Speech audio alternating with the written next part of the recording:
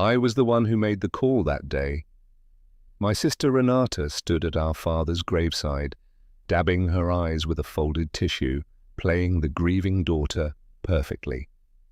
Then my phone buzzed, then hers buzzed.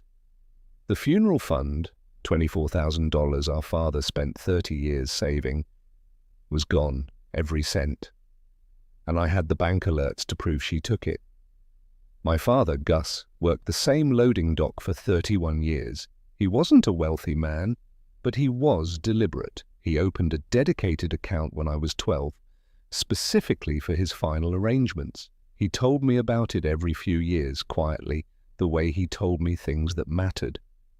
Nobody should be left scrambling when I go, he said. He named me the account's secondary contact.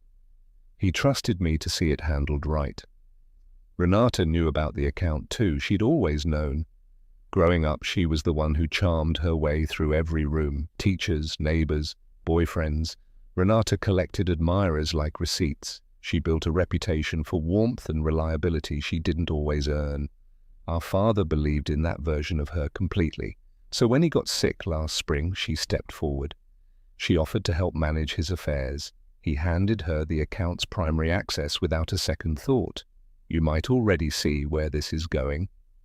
He passed on a Tuesday in late October. I flew home the next morning with 2 suitcases and a notebook full of arrangements to make. Renata was already there, composed and efficient, steering conversations about flower arrangements and catering with quiet authority. She had an opinion on everything. Every time I reached for the account details, she redirected me. I've got it covered, don't stress yourself. 3 weeks, I let her handle the finances. 3 weeks, I trusted the system our father built. Meanwhile, I organized the memorial, coordinated with the funeral home, contacted relatives across 4 states, and wrote his obituary alone at 2 in the morning.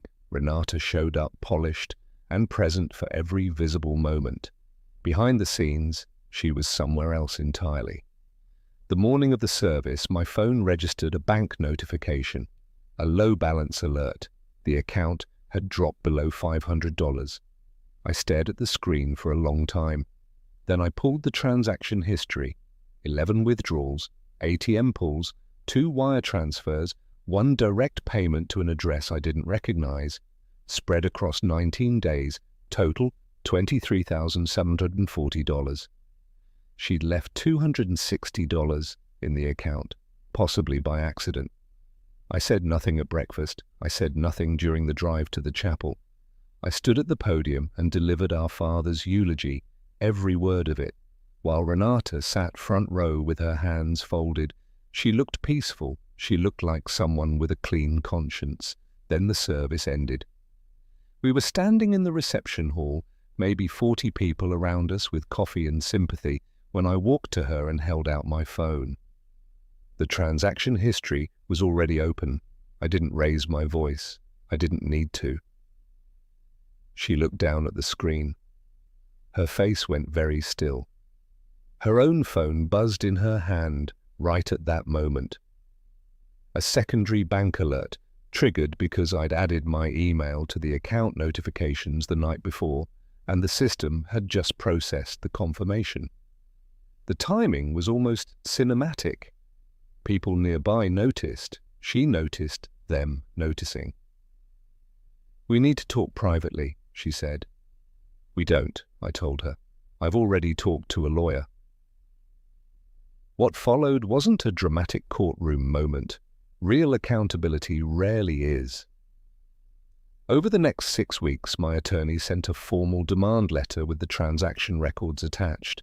Renata had used part of the money on a personal loan repayment and part on a deposit for an apartment.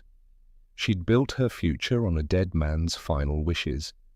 Faced with documented evidence and the real possibility of civil action, potentially criminal, given the account's stated purpose, she agreed to full restitution on a structured repayment plan. Every relative who'd witnessed her front-row performance at that service eventually learned what she'd done. The reputation she'd cultivated for decades cracked quietly and completely. You can't rebuild warmth once people have seen the transaction history. She made the last repayment 4 months ago. I deposited it directly into a small memorial fund I set up in our father's name, attached to the library, where he used to read on Sunday mornings. Here's what I've carried from all of it. Some people spend years building a reputation as the dependable one, the caring one, the one you can trust with the hard things. But a reputation built on performance instead of character is just a loan with a very high interest rate. Eventually, the bill arrives. My father deserved better than what she did. He also deserved the truth to surface.